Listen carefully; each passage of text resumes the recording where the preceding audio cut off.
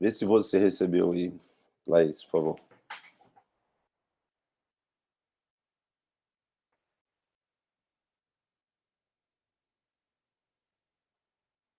Ainda não, mas eu vou atualizar aqui. Beleza.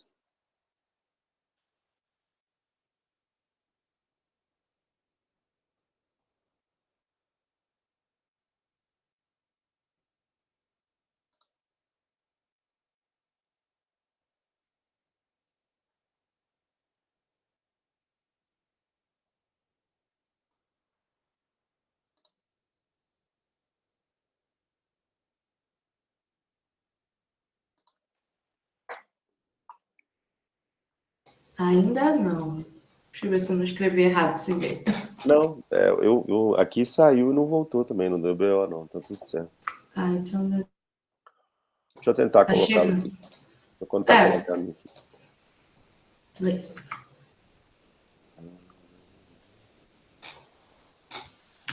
Eu tenho que abrir ela toda, né, para poder mostrar aqui, né? Sim. Só um minutinho.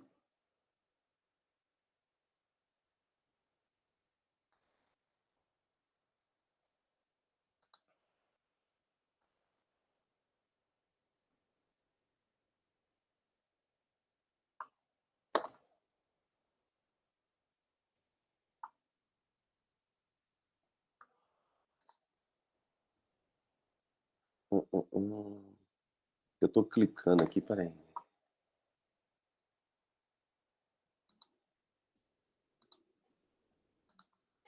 Acho que vai dar, hein? Apareceu aqui. Apareceu. Só não apareceu para mim. Não apareceu. Acho que se voltar na tela do slide, acho que você consegue ver. Acho que agora vai dar. Bom.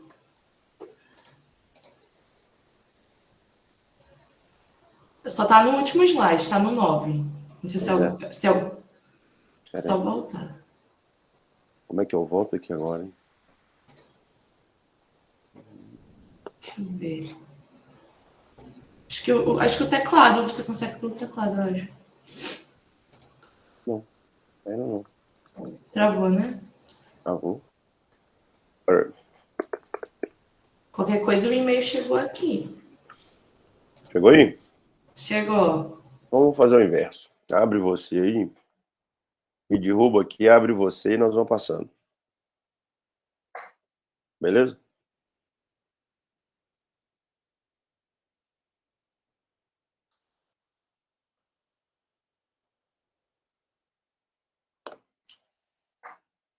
Eu cliquei aqui e eu que saí. Como é que faço para eu sair daqui? Eu consigo tirar você. Então, beleza. Pronto, vocês estão vendo? Só colocar na primeira lá. Pronto, aqui. Conseguem ver direitinho? Ok. Marcos, então acho que a gente já pode começar, né? Vamos para cima. Te apresentar rapidamente e você fica à vontade, tá? Os créditos são seus, que agora você vai ajudar aí, passando. Tá bom, gente. Bom dia a todo mundo. Primeiramente, quero agradecer a presença de todos que estão aqui na sala, né? Mais um dia e o nosso último dia do Congresso sobre Saúde e Bem-Estar, né? Eu quero lembrar vocês que a lista de presença é automática, então basta vocês estarem inscritos no evento e aqui presente na chamada que ela está sendo gravada, então vocês já não precisam assinar nada. Vou apresentar rapidamente o Marcos, e ele pode falar muito melhor dele, né, no decorrer da palestra, né. Marcos é um profissional com 28 anos de experiência em liderança de projetos na área de estratégia de inserção de mercados, gestão de venda, gestão técnica na indústria multinacional farmacêutica veterinária. Também atuou em gestão de marketing, consultoria, gestão de pessoas, treinamentos, gestão de contratos nacionais e internacionais. Marcos, agora deixo a palavra contigo, viu? Fica à vontade. Aos colegas que quiserem fazer algum tipo de pergunta, podem ir mandando no chat enquanto o Marcos faz a fala dele, viu, gente? Obrigada. Bom, primeiramente, bom dia, obrigado, Laís, mais uma vez, né, pela confiança, né, me chamar aí de novo para a gente bater um papo. Aos presentes, né, senhores e senhoras aí. Meu nome é Marcos, como a Laís falou, eu vou trazer aqui um pouquinho, né, da experiência, né, não só de manter equilíbrio, né, porque eu já fui diretor de um laboratório veterinário, onde a pressão era muito grande, e eu tive que viver isso, né, fazer um equilíbrio aqui. Então eu fiz um compilado, até outro dia eu estava num congresso aqui em BH também falando sobre isso, a parte de equilíbrio, né, em relação ao planejamento, como é que a gente dá uma equilibrada na vida para a gente poder tocar melhor. Independente das pessoas que estão aqui presentes estarem no mundo corporativo ou não, eu acho que desde que elas sejam autônomas ou não, se a gente não tiver um equilíbrio na vida, a gente também não flui. Então eu acho que eu já estou indo para ir para 53 anos, né? Eu acho que tem algum pouco de bagagem para poder passar para vocês, tá? Como a Laís falou, anotem as perguntas aí, será um prazer. E depois, o meu contato também, quiserem conversar, porque além da MTO, que é uma empresa minha, eu tenho uma empresa de importação de produtos da China e tem uma empresa que a gente trabalha com neurociência, eu e minha sócia. A gente atua muito nessa parte de apoio mesmo, né? A formação de time, de liderança, de equilíbrio, de estruturação. Bora lá, Laís. Prometo ser breve e não tomar muito tempo. Então, basicamente, a gente vai falar sobre mindset, adaptabilidade, performance máxima na era de incerteza. Por que eu estou falando era de incerteza? Eu acho que eu devo ser o mais velho aqui, mas pós-pandemia a gente não tem certeza de mais nada, né? A gente não consegue prever, a gente não consegue planejar algo com muita certeza. Eu venho da área biológica e um professor meu falava assim, olha, a diferença da área biológica para a área exata é o seguinte, 1 mais 1 igual a 2. Na área biológica, nem sempre 1 mais 1 vai ser igual a 2, praticamente não vai ser. Então, o efeito pandemia provou isso para a gente, o que um vírus pode fazer dentro de tudo que a gente poderia ter planejado ou não. E pós-pandemia, a gente continua planejando ou prevendo alguma coisa? Também acredito que não. Né? Estão me ouvindo bem? Não, né? Alguém está com o áudio ligado, gente. Por favor, desligar, que tá dando eco. É isso que eu ia falar. Para quem não sabe, a palavra mindset é justamente quando a gente literalmente dá um boot no computador e tenta reprogramar aqui. Bora lá, Laís. Então, só para ter uma ideia, quando eu falo... Por que eu estou pegando o gancho da pandemia, tá? Ou pós-pandemia? Porque tudo que a gente pensava antes, a gente vai ter que pensar diferente da agora para frente, ou de 2020 para frente, né? Isso está sendo mostrado não só na parte de trabalho, na parte estrutural, relações humanas, né? Então, os maiores problemas, se a gente pegar hoje, né, no Brasil, isso é muito engraçado. Eu pego essa lâmina porque eu trabalho muito com startups e pequenas empresas aqui. Eu sou aqui de BH, né?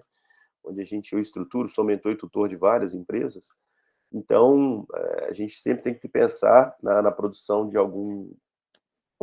uma solução ou produto, né? Ou resolver uma dor em cima da problemática que existe.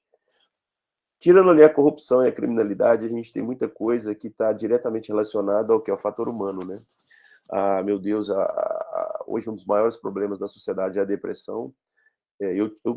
A minha mãe teve depressão em 2010, eu enfrentei esse problema de perto, né? E basicamente ele é uma síndrome, né? A gente começa com uma ansiedade, a gente começa com estresse, uma síndrome do pânico para levar depois uma depressão. Então, são etapas que vão acontecer. E todo esse contexto da gente praticamente ficar tentando imaginar o futuro, mas não vivendo o presente, não planejando, ou literalmente, né, eliminando os riscos do futuro, faz com que esse tipo de problema aumente cada vez mais, não só na vida pessoal, como empresarial, né, e afeta a sociedade como um todo. Próximo.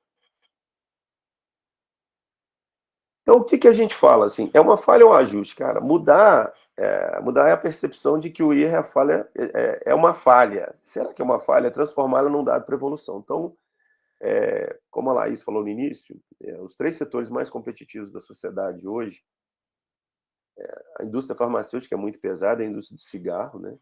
E a indústria da bebida. São três setores que quem trabalha lá tem uma pressão psicológica muito grande. E como eu fiquei como diretor aqui da América Latina e Central, abrindo filiais, a gente aprendia muito, cara, às vezes a gente não pode literalmente cair ou desmoronar com a falha, né?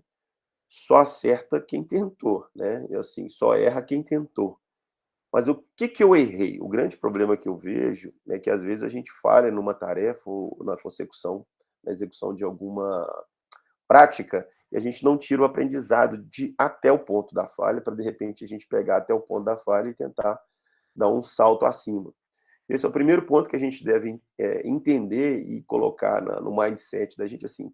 Então, peraí, eu falhei, mas quando eu fiz o planejamento de tal tarefa, ou executar tal trabalho, estava previsto essa falha? Eu falo muito, né? Tá na minha formação também a parte de gestão de projetos, não sei que o pessoal, como é que é a formação, mas vamos basear aqui que o pessoal entenda. A gente sempre tem que fazer um cenário pessimista, otimista e mais provável. Grande parte dos brasileiros, até mundo mesmo, só faz um cenário otimista. Ele não coloca um cenário pessimista ou mais provável. Partindo desse princípio, para ele vai dar certo. Por isso que quando dá errado, a geração de frustração é muito grande, porque foi gerada uma grande expectativa. Então é a gente começar a botar uma interrogação em cima disso. O desconforto atual das cobranças por resultados na vida pessoal e profissional. Hoje, cada vez mais, né? De novo, pós-pandemia, todo mundo tem que dar resultado com muito menos, né? Você tem que fazer menos, você tem que fazer mais com menos, uma qualidade absurda. E com a IA chegando agora, a competição ficou assim pesada. Eu não vejo como competição, tá? Colocando que eu já sou sênior, eu vejo que a IA é como se fosse um carro, ela é simplesmente uma ferramenta. O carro precisa, pode ser um carro mais potente, se não tiver o piloto, o carro não vai. A IA pode ser mais potente, se ela também não tiver um piloto, ela também não vai. Então não é uma briga, né? Então, assim, é uma convergência. Mas tem que ser entendido isso, né? E essa cobrança por resultado, eu falo muito assim, a gente tem que entender também por que não está indo. Quando eu falo cobrança de resultado, pode ser pessoal, eu falo que até a grande parte dos problemas que a gente tem hoje na sociedade não são problemas, são cobranças externas, né? Você tem uma cobrança interna, eu sou um pouco dinossauro, né? Minha única rede social é o LinkedIn, mas quem está em Instagram, quem está em Facebook, tem uma cobrança pessoal, aí é porque uma vida está exposta. Então, você tem uma cobrança muito grande, como é que você deveria ser? Como é que você tem que ser para se adequar? Aí vem a pergunta, eu preciso dessa cobrança? Vou voltar lá de novo, a mudança de mindset. Eu vou entender que eu vou fazer daqui e ali, vai dar certo 100%? Isso aí é você ter uma esperança. Mas numa análise crua, assim, pode dar errado. E eu vou fazer o que com o que dá errado? Vou tentar de novo? Esse desconforto da cobrança, eu preciso ter uma cobrança além da minha, ou além de uma empresa, eu preciso ter uma cobrança no momento de lazer, que é uma rede social, eu preciso ter essa cobrança, eu preciso seguir o que estão sendo pedido, né?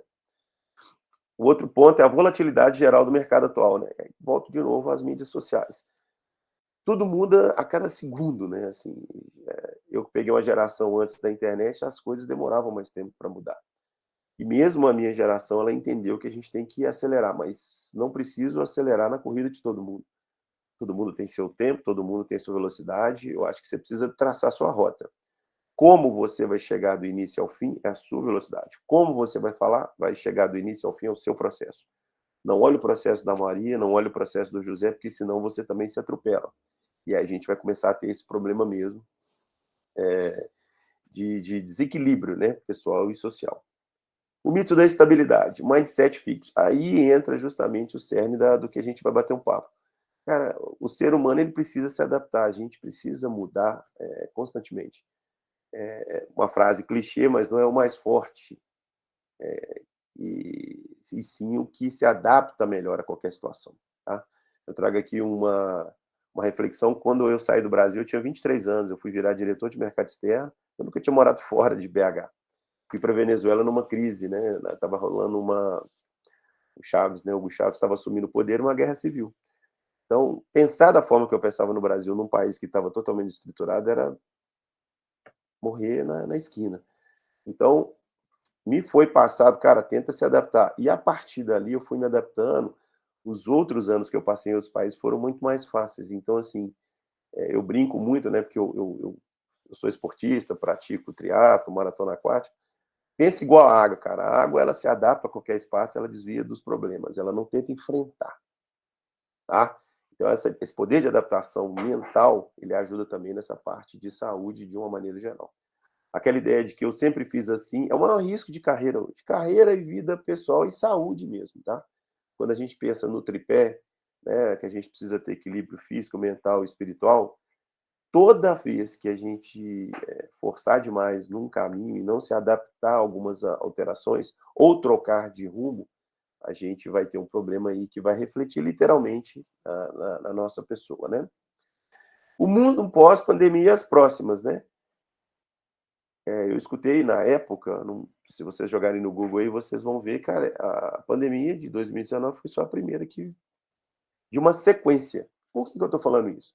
A gente tem a redução entre comunicação mundial. Então, eu lembro que eu assisti na segunda-feira o vírus da Covid estava na China, na sexta-feira já estava no Brasil. Então, é muito mais rápido. Você tem um trânsito muito maior de pessoas.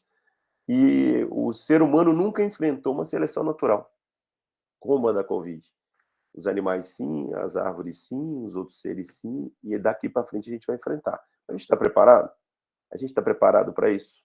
Avalie o que a gente fez durante 2019 e 2020 na Covid e pergunta se a gente está fazendo. A gente tem vigilância e segurança sanitária? A gente não tem, a gente está perdido. Próximo, Laís, por favor. O que a gente precisa, né, quando a gente fala de mudança de mindset? Se aquele primeiro slide era para mostrar para vocês um pouco de incerteza, esse é o quê? Cara, eu preciso me reprogramar. Assim como a gente faz com o computador, né, a gente faz com qualquer coisa na vida, a gente precisa fazer com a mente. Eu acho muito engraçado, porque, de novo, eu não sou da geração rede social. Mas na rede social, toda hora, uma pessoa ele muda de opinião, ele muda um sistema, ou seja, ele se reprograma. O usuário que está usando não muda. Ele segue o fluxo, mas ele mesmo não mudou. Então, eu acho que não só seguir um fluxo é importante, a gente precisa reprogramar. E quando eu falo isso, é conexão, é só um caso de reinvenção do zero. É você se literalmente reinventar. Exemplo, todo tetraplégico está fadado a não mais andar. Ó, a doutora Tatiana, depois de 7 anos, chegou e desenvolveu, né? Chegou com uma proteína que isso não existe mais, nós vamos quebrar isso, olha que loucura. Ah, não precisa de mais estudos, sim, mas não existe uma verdade. Então, o que ela conseguiu provar com isso? E ela mesma deu um depoimento que eu achei super bacana. Enquanto eu fiquei 7 anos, todos os meus amigos médicos, não, para com isso, você tá insistindo aonde não tem solução. E eu brinco muito que assim, o impossível só existe porque ninguém tentou direito, né? Porque até então é impossível. E nessa forma, com essa fala, eu estou falando com o ser humano de uma maneira geral. Né? Todo mundo é capaz de se reprogramar, basta ele começar e colocar na cabeça que ele é capaz. A partir daí tem milhões de ferramentas que vão suportar. A ciência da mudança. Então a gente está vivendo, depois da Tatiana foi muito engraçado, que se você pegar informações, existe um boom de muita coisa que ninguém conseguia desenvolver e o pessoal está mostrando. Eu falo que é muito assim, muita gente trabalhava em silêncio. Só que a partir do momento que ele joga um trabalho, que tem uma expectativa, ele gera uma expectativa no cliente final, né? Ou na gente, né? Nossa, o câncer vai ter cura. Nossa, isso vai acabar. Ó, que beleza, eu vou conseguir acabar com isso. As canetas são a prova disso. Até então, controle de obesidade era um parto para muita gente. Hoje você tem, tudo bem que tem o uso indiscriminado, como tudo na vida, né? Mas você já tem uma solução que ela está assim, palpável, ela está muito próxima. Nessa forma, o mindset tem que acompanhar isso. Novas tecnologias convergentes é justamente isso. Você tem hoje uma gama muito grande. A pessoa precisa saber escolher e procurar as pessoas certas para poder fazer essa convergência, né? A gente adotar um mindset de crescimento, né? Segundo o Carol Dweck, ou seja, devemos encarar a inteligência artificial não como ameaça, mas como uma alavanca. Eu brinco muito que a pessoa da minha geração 40 a mais, quando a IA chegou, falou: meu Deus, eu vou estar na rua. E muita gente que é mais nova também pensa assim, por mais que muita gente nova utiliza, né? Muita gente está assim, meu Deus, a IA vai chegar, ela vai conseguir fazer o trabalho de muita gente. Você quer a minha resposta? Sim. As últimas empresas que eu trabalhei, elas vão ocupar lugar de muita gente. Mas elas vão ser um adicional, elas não vão retirar. Por quê? Toda vez que uma inteligência ela precisa de um prompt, ela precisa de um ser humano pensante para passar a tarefa. Então, o ser humano está numa fase anterior. Ele não está numa fase posterior, né? O problema, a futuro, vai chegar uma hora que, de tanto prompt que ela já tem, ela já vai ter uma bagagem absurda para tomar decisões sozinhas, né?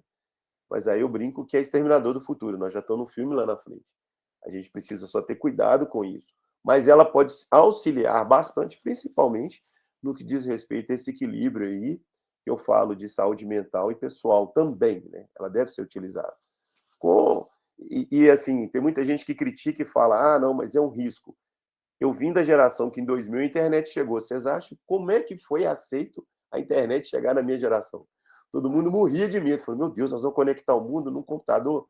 Isso é impossível, o mundo vai acabar. Olha, estamos em 2025, quer dizer, 26, e não acabou ainda, né? Pelo contrário, a gente evoluiu bastante. Foco e gestão de energia. Performance não é sobre gerir tempo, é sobre gerir atenção. Deep Work é o custo cognitivo das interrupções. E aí eu brinco muito, de novo, eu sou um dinossauro, né? Eu brinco muito com a Laís, que da outra vez que eu fiz uma palestra, eu falei também, nossa, eu devo ser o cara mais velho aqui. Ela riu, falou, não, né, não. Mas por que eu falo isso? Se você pegar ciência, tá, gente? 8 horas você dorme, 8 horas você trabalha, e 8 horas do dia você faz qualquer outra coisa com a sua vida. O que são dados, tá? O que está acontecendo hoje com uma geração rede social? 8 horas ela já não dorme, 8 horas ela já não trabalha, e 8 horas mais pegando um pedaço das outras 8 horas ela fica na rede social. É um risco? É um problema? Não preciso dizer que a depressão, como eu comentei, né, minha mãe ela enfrentou esse problema, minha mãe estava com 60. No hospital que minha mãe ficou, tinha meninas de 17, 16, 14, 15, 18. Se a gente para pensar que a depressão é uma doença crônica, você tem uma doença crônica com 15, 16 anos nessa origem, nessa idade, sendo que a origem era justamente uma rede social, eu vejo isso como um prognóstico bem complicado. Então, quando eu falo ali foco e gestão de energia, é o quê? Cara, é importante sim, mas eu preciso dedicar o tempo inteiro a isso. Eu não posso parcelar isso, ser usado para trabalho ou trazer alguma coisa de produtivo. Não estou querendo ser o chato que vai contra, né? Senão o pessoal fala, não, o cara está indo contra a rede social. Não, tem muita coisa interessante. Só que tem muita coisa que você poderia concentrar nos estudos, poderia concentrar no equilíbrio da sua saúde, de novo, né? Espiritual, mental e físico, principalmente o físico. A gente nunca teve tanta gente fora da linha do peso ou fazendo alguma atividade física, né? Quando eu comentei das canetas, é uma pessoa que não quer fazer uma atividade, quer ficar magra, sem fazer uma atividade, cara. Então, assim, é o único erro que eu vejo das canetas, é assim, você precisa equilibrar. Uma atividade física, ela estimula muita coisa, principalmente o maior órgão ou o maior músculo que a gente tem, né? Que para mim é o cérebro. A gente precisa estimular. Se a gente acabou de falar que a gente tem uma IA que está extremamente avançada e ela precisa de alguém que dê o caminho, a gente precisa estar com o cérebro muito bem equilibrado. Então, o ser humano precisa dedicar isso. Próxima, Laís. Quando a gente falou lá de mindset, que é o problemática do mundo, quando a gente fala de se reprogramar, a gente precisa atingir uma estratégia positiva, tá? Eu brinco muito quando a maioria aqui deve conhecer. Eu sou, como eu falei que eu sou de 73, entreguei a idade, eu sou fã de um cara que, não sei se todo mundo conhece, chama Ayrton Senna. Qual que era um piloto assim, ícone, né? Um tricampeão mundial. Quando a gente pega a história dele, dá uma lida lá, dá uma encostada, recomendo, né? Tem milhões de documentários, livros e vídeos. O que ele tinha de característica mais marcante? Cara, ele era um cara que pensava extremamente positivo e queria tirar o máximo dele. Ou seja, para ele o bom nunca estava bom, ele queria sempre algo a mais. Então, assim, ele nunca ficou na zona de conforto. Todo mundo falava que não, ele era louco, ele arriscava. Não. Se você fizer um filtro de tudo que o pessoal comenta, ele era um cara que provou pra gente que ele só evoluiu e passou um período de evolução porque ele nunca ficou parado na zona de conforto. Se a gente parar e jogar para a nossa vida, quantas vezes a gente não ficou na zona de conforto? A gente atingiu um teto que, às vezes, tinha mais tetos para cima e a gente parou, né? Então, e crise, e partindo desse princípio, né?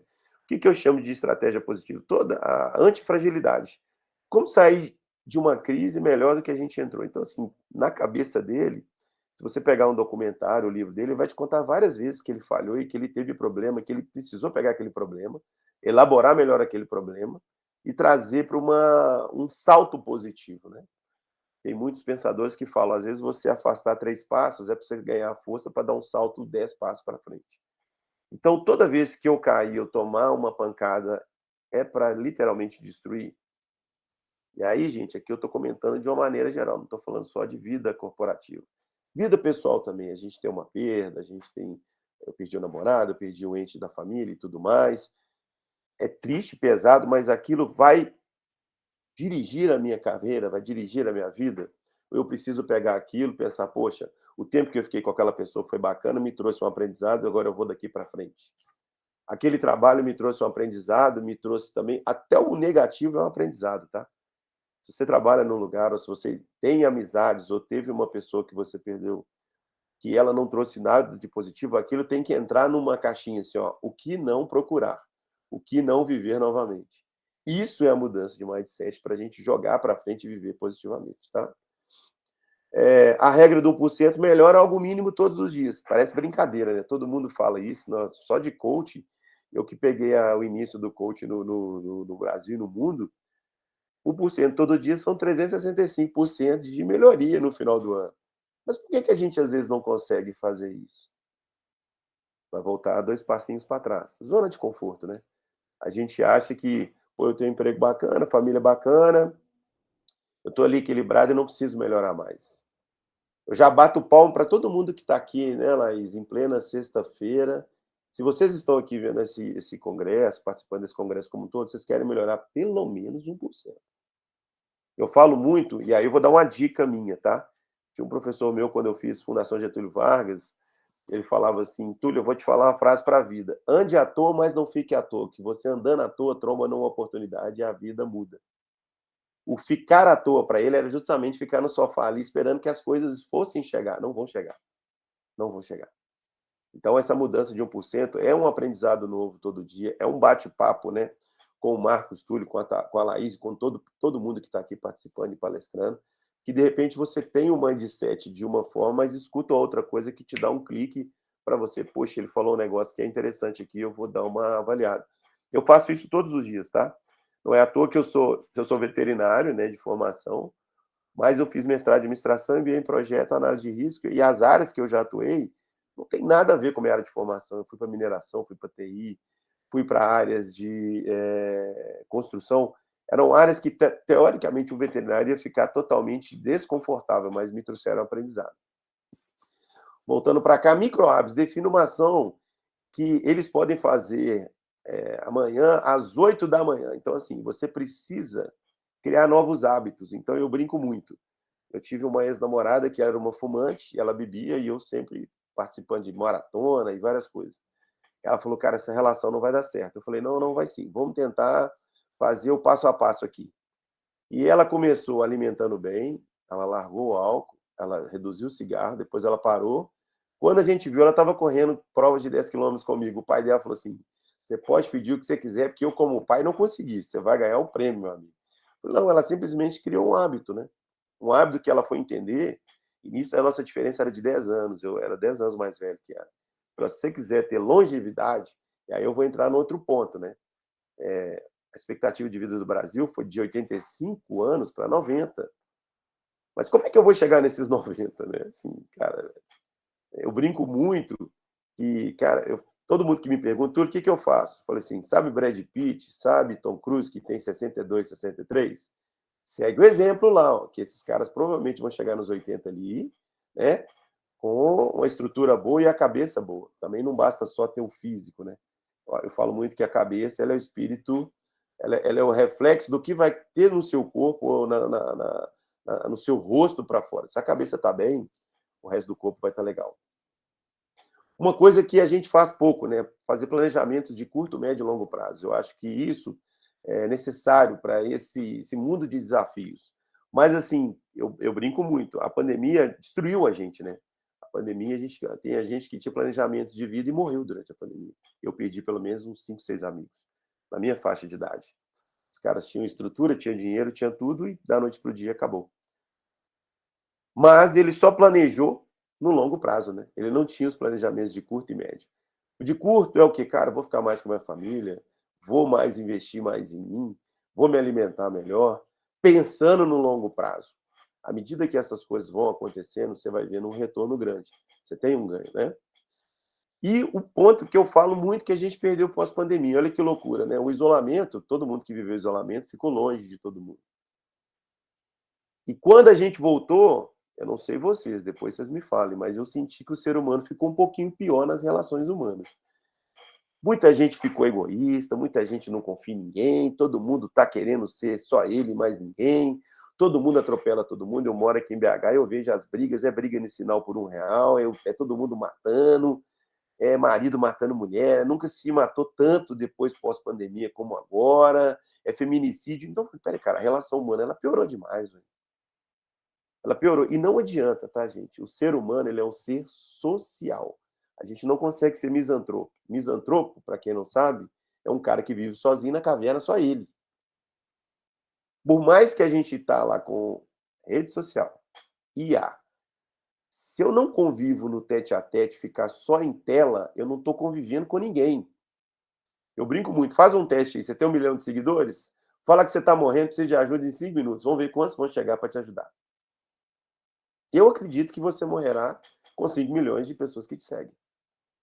Então, a gente precisa se relacionar e relacionar de uma forma diferente, não só humana, como a troca de habilidades que eu acabei de falar. Eu sou veterinário que tem habilidades de outras áreas, porque eu fui trocando essas habilidades com outras pessoas. Eu dei o primeiro passo. Próxima, Laís. Eu brinco muito, né? Pegando. Pra vocês terem ideia, né? Quando a gente abre isso, tira o Marcos Túlio do foco, o que os RHs, né? Eu tenho uma amiga minha que ela é diretora de uma empresa que contrata, né, profissionais de todos os setores, né, uma Hunter muito conhecida, e ela colocou aqui, Túlio, ó, o que é habilidade, tá? Que todo mundo está querendo, que a pessoa precisa ter para ela poder ir embora. Inteligência artificial, show de bola. Liderança flexível. A gente não acabou de falar ali atrás que a pessoa tem que se adaptar? Não adianta a pessoa ela também ser rígida, né? Tá? Saúde e bem-estar. Pô, olha que legal, né? Adianta eu ser extremamente focado, mas eu não cuido da minha saúde, eu não cuido do meu momento de lazer? Colaboração humana, de novo, né? Ela precisa estar um relacional melhor do que ela tem feito hoje. Diversidade e equidade. A gente hoje tem uma sequência de coisas que a minha geração fazia, que hoje a gente tem que equilibrar, né? As relações humanas elas têm que estar mais equilibradas. Cultura organizacional tem que ser uma cultura que ela tem que favorecer a todos, né? E a requalificação. Quando a gente fala de requalificação profissional, de novo, eu sei que tem pessoas aqui que não estão só ligadas a trabalho. Pensa fora da caixa, literalmente, gente. Então, assim, de novo, eu sou um cara de 53 anos praticamente, que eu já me reinventei 1 milhão de vezes, né? Eu brinco muito assim, que todo momento é hora de reinventar. Lembro quando a gente já estava ali fazendo altas coisas em planejamento, inventaram a IA, eu falei, nossa, então agora tem que ser amiga do Gemini. O Gemini agora é meu brother, eu vou ter que chamar, chega cá, Gemini. Então, assim, mas eu não vejo isso como problema. O que eu vejo como problema, e está acontecendo já com a IA, ela nem começou a entrar. Muita gente está pegando a vida dele e entregando para a IA. IA, decide aí, faz o meu TCC, resolve minha vida, resolve a apresentação, a pessoa nem checa. Ou seja, nem o filtro de checagem a pessoa não está fazendo, está literalmente entregando. E isso é entrar numa zona de conforto. De novo, ela é simplesmente uma ferramenta. Eu sei que praticamente essas 6 áreas que a gente coloca como praticamente os KPIs, que muita gente de RH tem olhado, né? E muita gente, quando eu falo olhar, o pessoal de RH tem olhado, são basicamente as qualificações que a gente precisa ter para a gente sobreviver bem em 2026 e avançar, tá? São esses pontos. E eu coloco muito ali a parte de saúde e bem-estar como em primeiro lugar. E essa parte de se adaptar a essas mudanças, né? Para a gente tirar o máximo proveito da gente mesmo. Próxima, Laís. Eu falo muito que a gente precisa fazer o equilíbrio da pirâmide. Não sei se todo mundo conhece o conceito, né? Você precisa de corpo, mente e espírito alinhado. É muito o que eu comentei lá atrás sobre o Ayrton Senna, né? E tem um cara que é muito bacana, vale a pena depois vocês procurarem, chama Nuno Cobra. Ele era um médico que acompanhou o Ayrton Senna, né? Ele era um médico, só que ele era um cara que tinha uma mente bem aberta, essa parte de terapias fora a medicina convencional. Nuno Cobra, tá? Pode jogar lá Nuno Cobra no Google, vai aparecer 500 livros dele e altas citações, que ele já falava com a Ayrton, cara, você é um cara extremamente competitivo, mas se você não equilibrar família e saúde, você vai estourar, cara. E foi o que aconteceu do meio para o fim da carreira dele, ele meio que equilibrando, se não fosse o acidente, ele estaria aí com a gente até hoje. O estilo de vida mais saudável. O que é um estilo de vida mais saudável? Vou trazer o meu depoimento. Como eu fui multinacional, fui diretor de multinacional e trabalhei pesado, sou CEO de 3 empresas, cara, metade do meu dia eu vou nadar, eu vou correr, eu vou cuidar da minha cabeça. Eu joguei praticamente toda a parte de trabalho para a parte da tarde. Estou abrindo exceção para a Laís, da gente estar conversando aqui hoje cedo, que eu acho que passar conhecimento e tudo que a gente tem é importante, né? Porque senão eu vou ser um Einstein, eu vou morrer com tudo que eu sei. Eu acho que não é por aí. Mas, assim, eu dividi meu tempo. Meu tempo agora não é 80% trabalho e 20% o Marcos Túlio. Não, ele é meio-meio. Metade do meu dia eu cuido de mim, metade do meu dia eu cuido de trabalho e das coisas.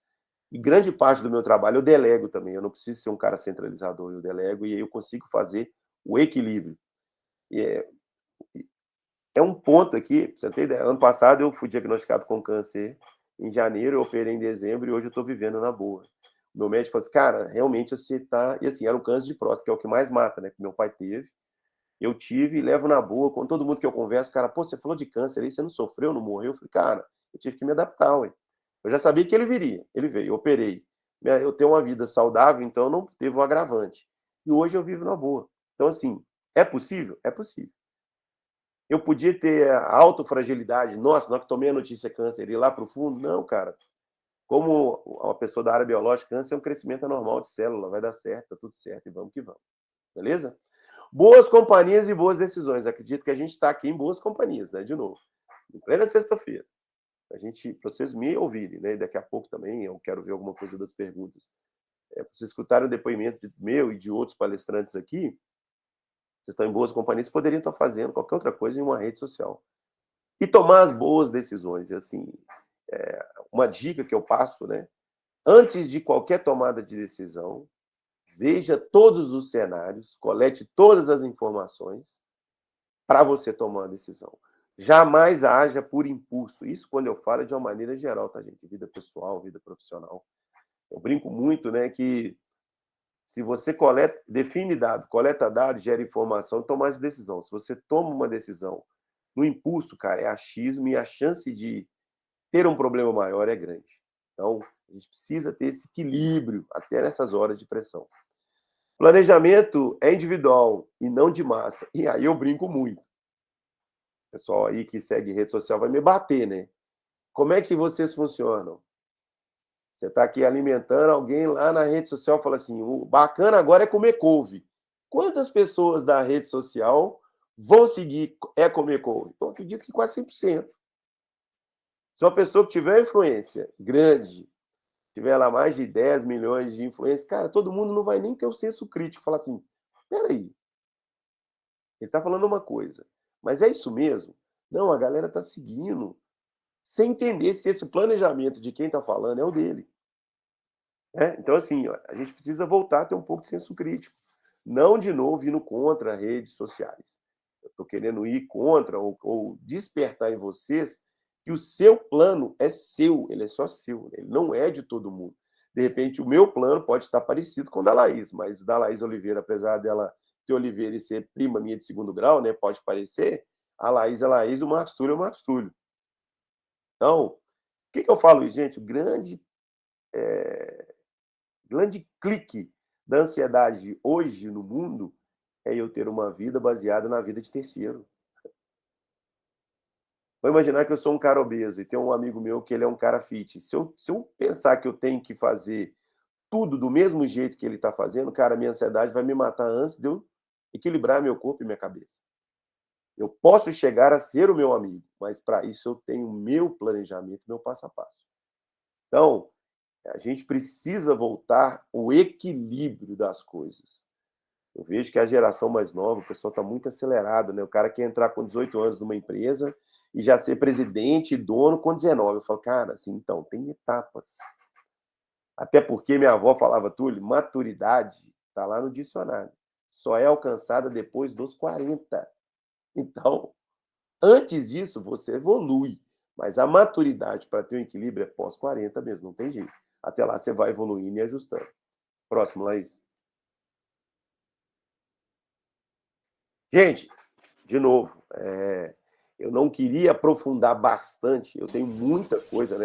Dá para a gente conversar por horas. Eu até falei com a Laís, vou tentar dar uma enxugada aqui em todo o conhecimento que eu tenho. Vou deixar os meus contatos, deixo aberto para perguntas, caso vocês queiram aprofundar em qualquer um desses temas, e principalmente, eu acho assim, no que diz respeito a planejamento, tem muita gente que tem algumas coisas na cabeça e tem pessoas que, Túlio, eu não sei para onde começar. A minha vida é X, como é que eu faço para estruturar, como é que eu faço para despertar meu mindset de novo, como é que eu faço para poder colocar minha vida no trilho e ter uma vida bacana, né? Equilíbrio corpo, mente e espírito.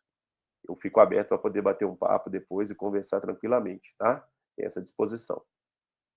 Obrigado a Obrigada, todos, Túlio. obrigado, Laís. Obrigada. Eu vou parar aqui a apresentação.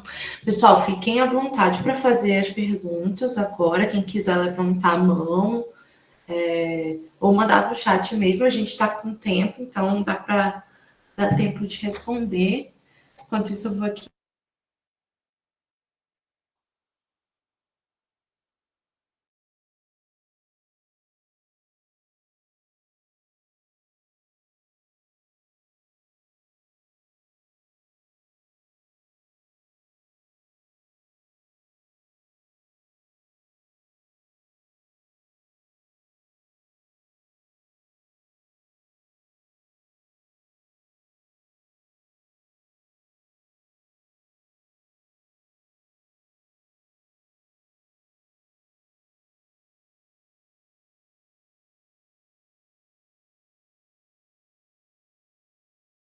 Ah, não, eu estava tentando fechar essa, mas é a sua apresentação, Marcos, que está aparecendo aqui.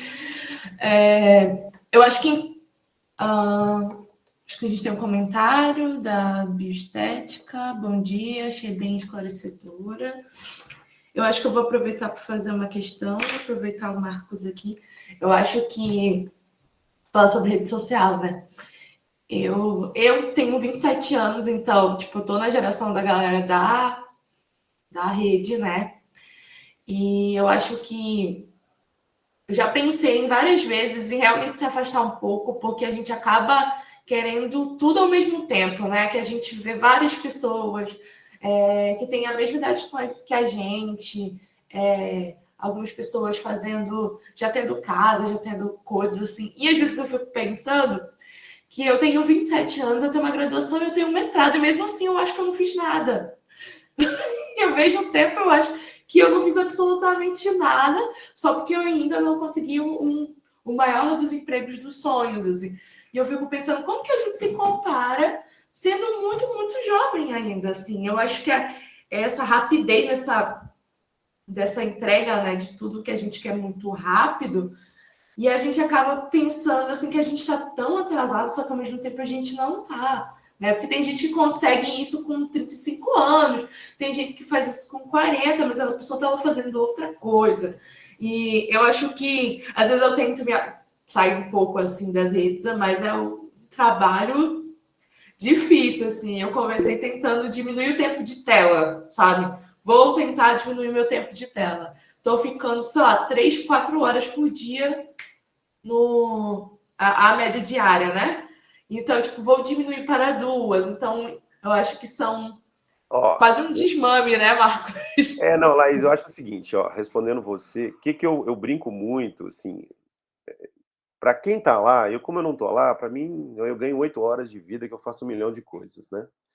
Agora, o que eu acho interessante, você pega esse tempo que você estaria em tela, cara, vai para congresso, vai sentar com pessoas da sua área, vai sentar com pessoas de áreas que são convergentes com as suas, no tete a tete você vai ver que você vai produzir muito mais, daqui a pouco você está com sua casa, seu carro e tudo mais. Eu falo que o grande problema da rede é esse, é uma pessoa te mostrar um sucesso, assim, já dizia de novo, né? Eu sou de uma geração que a gente desconfiava de muita coisa. Um cara que fez sucesso da noite pro dia, a gente fala assim, cara, essa conta não fecha, essa conta não fecha. Eu que faço, a gente faz análise de projeto, o cara pegar um projeto que ele vai fazer da noite pro dia, não vai ter o risco, não vai ter custo, vai dar tudo certo, cara, a gente dá pau na entrada. Então, assim, o senso crítico da minha geração, ia levando, trazendo a sardinha para cá, ele é um pouco maior do que a sua, o pessoal vai entrando e... Só que é o seguinte, se fosse te tracionar para algo positivo, show de bola. Só que ele traz para você uma coisa: apreensão, ansiedade, você fica pensando assim, pô, eu estudei, fiz tudo e não tenho nada, eu não sou nada. E esse é o problema. Quando eu te falei das meninas que estavam no hospital, é simplesmente que elas começaram a viver absolutamente nada e estavam se achando a pior pessoa do mundo. Falei, mas baseada em quê? Não, baseada na Jurema lá da rede social, que ela já é boa para danar. Eu falei, mas quantas Juremas nós temos no mundo? A Banana não quer saber, mas eu queria ser igual a Jurema. Eu falei, cara, dá para você programar o seu, estruturar o seu para ver em que tempo? Cara, a corrida de cada um é de cada um. Você pode ter o modelo dela, ó, o modelo dela é legal, mas seguir igual eu acho que pode te levar para um lugar meio estranho. É a dica que eu dou. Oxigena mais, igual você falou, vou reduzir tela, beleza, reduz e sai mais para o humano. Vai entender o que está acontecendo no mundo real. E aí você vai ver que, de repente, o que você está fazendo está certo. Entendeu? Bem certo. Obrigada, Marcos. A bioestética avançada levantou a mão. Pode falar, viu? Pode falar. Oi, bom dia, né? Já falei no chat e assim, achei muito esclarecedora a aula, principalmente quando a gente vem para essa questão mesmo das redes sociais. Eu sou também da mesma geração que o professor Marcos Túlio, sou da geração X, então até hoje é uma dificuldadezinha muito absurda para que eu consiga avançar nessa questão da internet, das coisas, né? Assim, eu terminei agora um mestrado em engenharia biomédica, e aí eu fiquei assim encantada com as possibilidades que as IAs podem nos trazer, né? Como aliada, igual foi colocada na aula, né? E não como não competindo com a gente, né?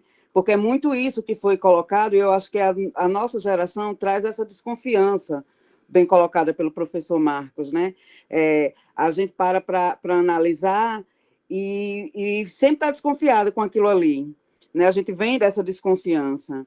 Eu achei muito interessante também parar para analisar que muito desse vício em telas vem da criação mesmo, sabe? Assim, essa galera, eu tenho filhos, né, da idade da Laís, e é muito interessante porque, assim, muitas das vezes é uma falha nossa como pais e mães. Ai, meu Deus do céu, estou tão cansada aqui com trabalho, com casa, com isso, com aquilo outro. Deixa eu dar aqui uma televisão para esse menino assistir. Deixa eu dar aqui esse celular aqui para poder ficar jogando. Deixa eu fazer alguma coisa. E a gente não consegue não consegue entender só depois que a gente tem a real dimensão do quão prejudicial foi aquele comportamento. Porque viciou a criança, né? Eu tenho sobrinhos que tá com 12 anos, já tem convulsão quando fica sem tela. Sabe, assim, é bem absurdo. Eu sou extremamente criticada. Por exemplo, eu passei de outubro, praticamente, e agora a março eu fiquei sem o WhatsApp. O pessoal do meu laboratório era enlouquecido como era que eu conseguia viver sem rede social. Gente, eu nasci sem, a minha geração é sem. Hoje o estranho é você não ter, é você não participar, porque, assim, na minha concepção, muito daquilo ali vem de ilusão. É ilusão, a rede social vende muita ilusão. Ninguém está bonito 100% do dia, ninguém está feliz 100% do dia, ninguém está triste 100% do dia, ninguém deve estar depressivo 100% do dia, sabe? Assim, é respeitar cada momento da vida. E as redes sociais, elas não nos traz isso, elas nos traz uma visão assim bem ilusionista da vida real. E aí chega, por exemplo... desculpa eu me alongar um pouco, mas é porque esse foi outra lembrança que a Laís comentou, que ela aos 27 anos, já com a graduação e um mestrado, olha para as redes sociais e fala, pô, eu não consegui nada, eu não fiz nada. Eu tinha uma grande amiga da minha cidade, que ela foi a segunda transexual a cursar um doutorado em uma universidade federal. E ela, quando terminou o doutorado dela, quando fez a pós-graduação dela, que ela terminou a pós-graduação, ela falou, pô, hoje eu digo assim, o que é que eu vou fazer da minha vida? Porque a instituição que ela foi formada, o coordenador do curso, foi claro quando disse, enquanto eu for coordenador do curso, você não assume um cargo aqui. Então, assim, ela falou, o preço que eu paguei para bancar a minha transexualidade e para mostrar para as pessoas que a rua, ela não é o nosso lugar, nos jogaram ali meio que para aqui, porque agora como é que eu continuo com essa trajetória? Infelizmente, isso debilitou ela de tal forma que ela veio a óbito, né? Assim, ela não conseguiu se posicionar, apesar de ter conseguido se posicionar e de ser uma referência para muitas pessoas, inclusive para mim, né? Ela veio a óbito mesmo pelo desgaste de sempre estar lutando e não conseguir, né?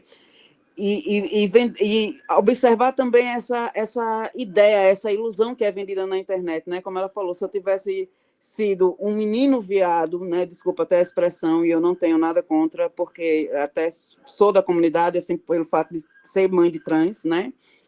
Mas foi mesmo a terminologia que ela utilizou. Se eu fosse simplesmente um viadinho e tivesse ido jogar futebol, aí citou o nome de vários jogadores, eu estaria com muito dinheiro, estaria bem de vida.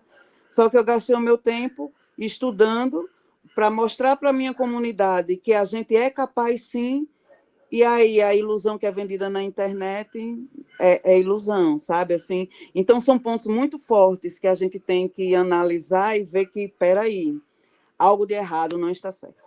Desculpe aí a falação. Não, que isso, é perfeita as colocações. Primeiro, sinto muito pela amiga aí, mas aí entra aquilo que eu acabei de falar. Quando a gente tem um plano, quando eu formei em veterinário em 98, quando eu falei que ia mexer com administração e gestão em projeto, eu fui criticado até cansar. Só que aí eu fiz o meu planejamento de procurar lugares que eu seria bem abraçado. Então, eu lembro que eu formei na Federal aqui o FMG aqui em BH. Eu fui para Lavras para fazer um mestrado, que o professor falou, você é visionário, você vai longe. E depois eu fui morar fora. Quando eu voltei para o Brasil, fiquei 10 anos fora, voltei para o Brasil em 2010, aí todo mundo, pô, você é gênio. Mas na época lá atrás, eu fui apedrejado. Então, é aquilo que eu te falo, assim, às vezes a gente pode ver uma pessoa que cresce, mas se a gente sentar e buscar um apoio correto para fazer um planejamento pessoal, individual, você vai ver que vai andar bem. E a rede vai continuar lá. Você que falou que é da minha geração, quando a internet veio, a internet é cheia de coisa que é boa e cheia de coisa que não presta. Mas nem por isso eu tenho que consumir o que não presta, não. Aí quem vai fazer o filtro é o usuário, ou seja, a rede social é a mesma coisa. Mas ela, assim, tem uns pontos positivos e negativos, mas a gente precisa estar bem equilibrado, né, com a cabeça boa, para a gente poder tracionar e tirar o melhor.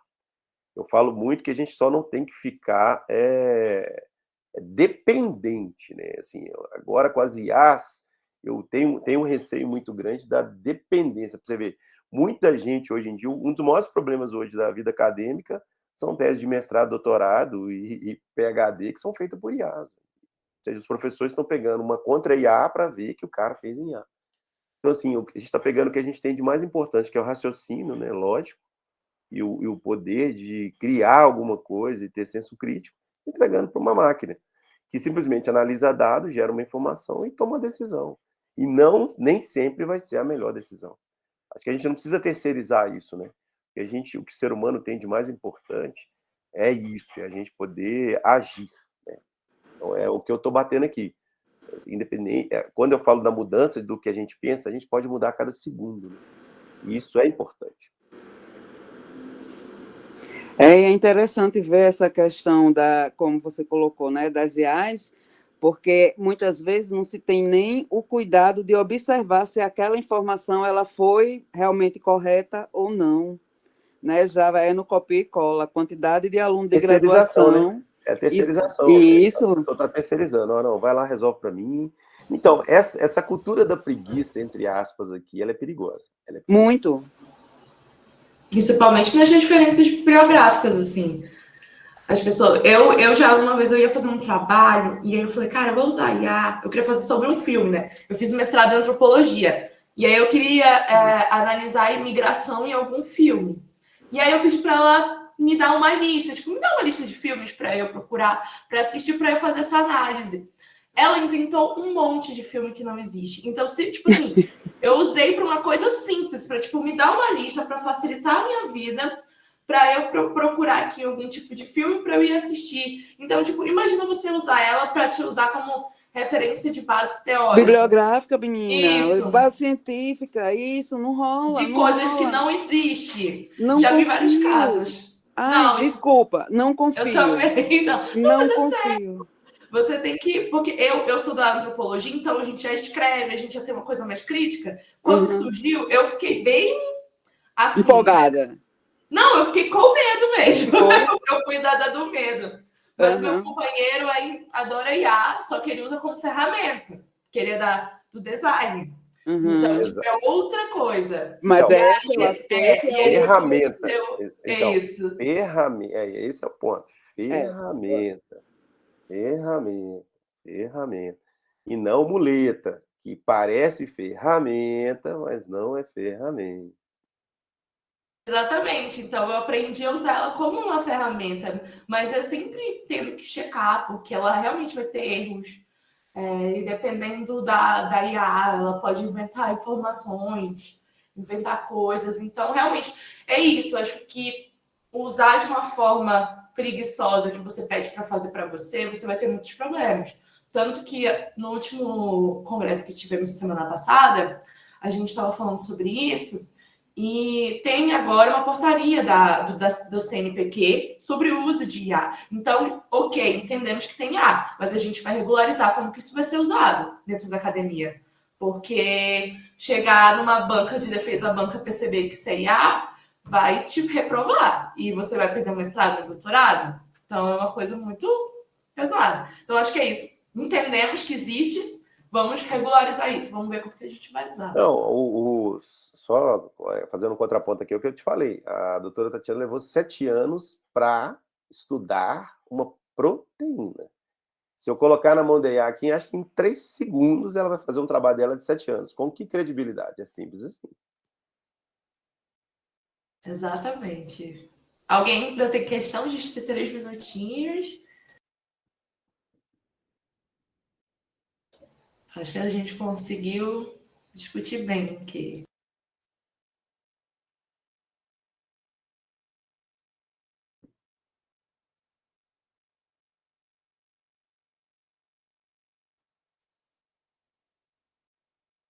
Se não tivermos questões, eu agradeço ao professor, ao Marcos, né? Professor hoje pra gente aqui. Agradecer também todo mundo que participou, que está aqui falando no chat também.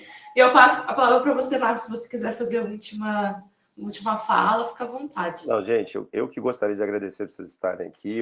Provavelmente eu devo estar em tem outros temas, né, outros assuntos lá com o pessoal, né, que organiza o congresso. Cara, tem meus contatos, eu não sei lá, eles têm meus contatos, eles têm acesso, se tiver acesso, tá lá meus e-mails, o que vocês, lá no LinkedIn mesmo, podem entrar, podem me chamar, a gente bate um papo, acho que é legal aprofundar em qualquer um desses temas, tá bom? Muito obrigado, sucesso no dia para vocês, e vamos lá, vamos mudar o mindset, vamos resetar o computador aí e pensar de uma forma diferente, tá bom? Obrigado, tudo de bom aí. Obrigada, Mar. Eu coloquei o seu LinkedIn aqui no chat para quem quiser, viu, gente? E 10 horas tem mais uma palestra, viu, gente? Convido vocês para ir lá. Obrigada. Obrigado, bom dia, tchau, tchau. Bom dia.